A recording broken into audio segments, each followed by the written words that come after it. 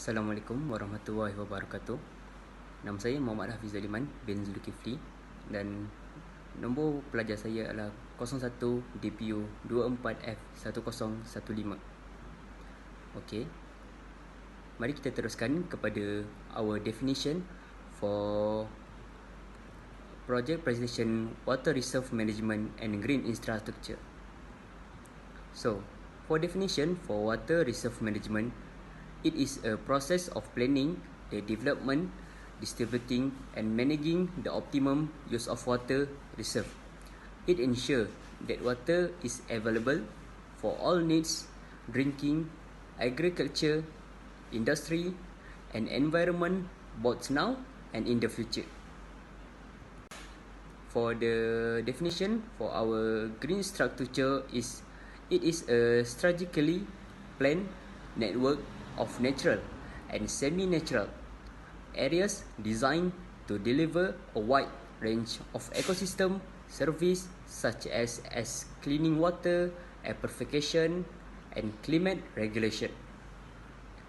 The connection between these two, it is a green infrastructure is an essential tool within modern water reserve management. It helps manage stormwater naturally, reduce the burn on drainage system and improve water quality. Example, a city that install rain gardens and permeable pavement reduce flooding and reaches groundwater. It also have wetlands can naturally treat water and provide habitats for wildlife. Assalamualaikum warahmatullahi wabarakatuh. My name is Muhammad Alif Hamzah Bisri.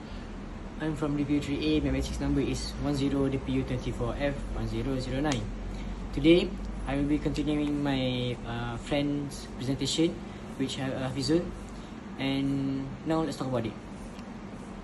Environmental mental cause. Climate change. Climate change can cause altered rainfall patterns, droughts and floods. Deforestation, reduced infiltration and increased runoff and erosion. Pollution, industrial waste, agricultural chemical and sewage contaminates water. Over-extraction, excessive use of groundwater for farming and cities. Now, let's talk about human and structural causes. Poor planning and governance can make weak water policies or fragment management. Rapid urbanization. This will cause increased impervious surface such as concrete and reduce natural water observations. Lack of green infrastructure. This can cause some water not absorbed or filtered naturally. Population growth. This will increase demand for water resource. There's three types of challenges: environmental challenges, technical and management challenges, social and economic challenges. My friend will explain more about this. Assalamualaikum. My name is Nur Ahmad Sufian bin Nur Zabani from DPU 3A. My matrix number is 01 DPU 24F1010. Like Hamzah just says, there are three types of challenge. Let's talk about the first one, environmental challenge. For example, maintaining water quality in river, lakes and aquifers, decreasing freshwater availability due to pollution and overuse, managing floods and droughts more frequently caused by climate change, protecting ecosystems that depend on clean and sufficient water. Secondly, technical and management challenge. Inadequate infrastructure of water storage and treatment. Limited adoption of sustainable green solutions, lack of coordination between local, regional and national water authorities, insufficient funding and monitoring systems. Last one, social and economic challenge. Unequal access to clean water, especially in rural or poor communities. Conflicts between agriculture, industrial and domestic water users. Depends on outdated grey infrastructure such as pipe, drains that can that can't cope with modern urban pressure. Assalamualaikum warahmatullahi wabarakatuh. My name is Ahmad Dinan bin Ahmad Kamal. My metric number is 01DPU24F1028. I will talk about type of effects. There are many three type of effects, such as effect on the environment, second effect on the economy, and third is effect on society. Okay, so let's talk about effects on the environment. Firstly is water pollution. It is affect aquatic life and ecosystem. Secondly, loss of biodiversity. This is wetlands and river dry up and become toxic. Third is soil degradation and desertification. This is due to reduce groundwater recharge. Lastly is increased floods and droughts. Without green infrastructure, natural water balance is disturbed. Okay, let's move effects on the economy. Firstly is reduce agricultural productivity, water scarcity and poor irrigation affects crop.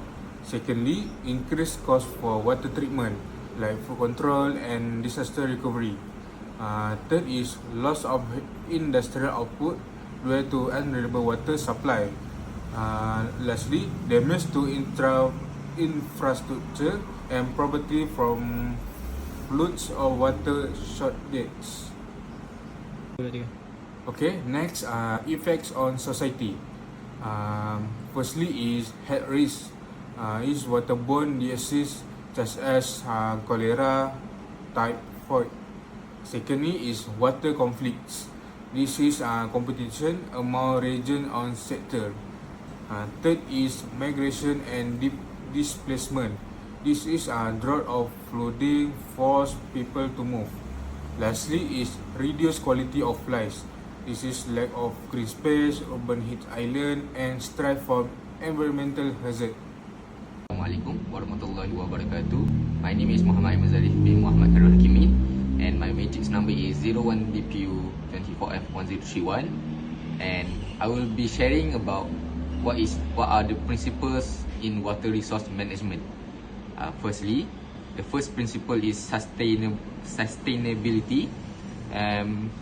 It ensures that water's usage does not compromise future availability. For example, we can reuse and recycle water for our daily activities.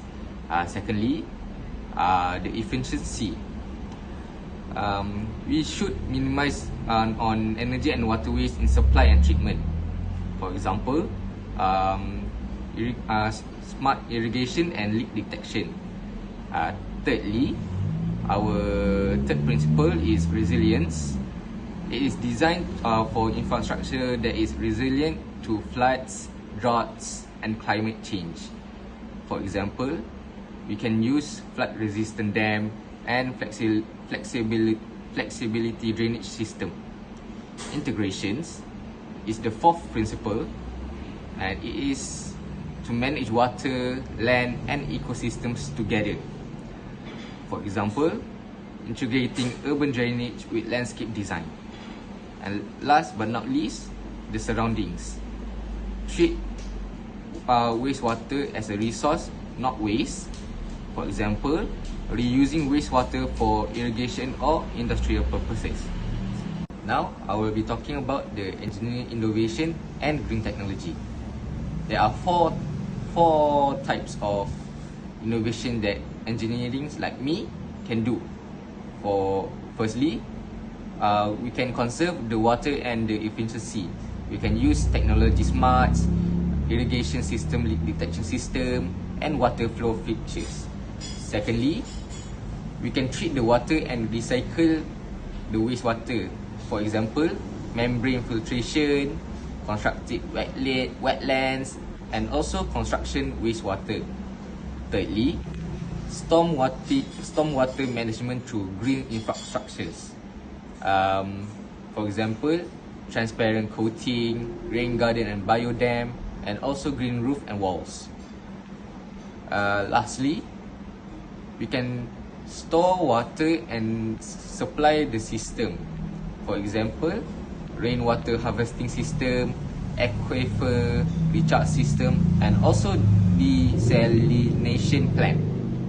Last slide is the global and national frameworks.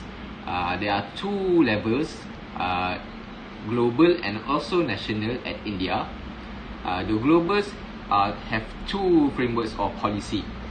The first one is Paris Agreement. It focuses on climate adaptation through water management. And the second is Ramsar Convention. It focuses on wetland conservation and ecosystem protection. At the national level, Jal Shakti Abhiyan is the Ministry of India that focuses on rainwater harvesting and conservation. Secondly, it also Smart Cities Mission. It focuses on green urban infrastructure. It builds buildings that can conserve more water, that can conserve wastewater and save water and so on. That is all from us. Thank you very much.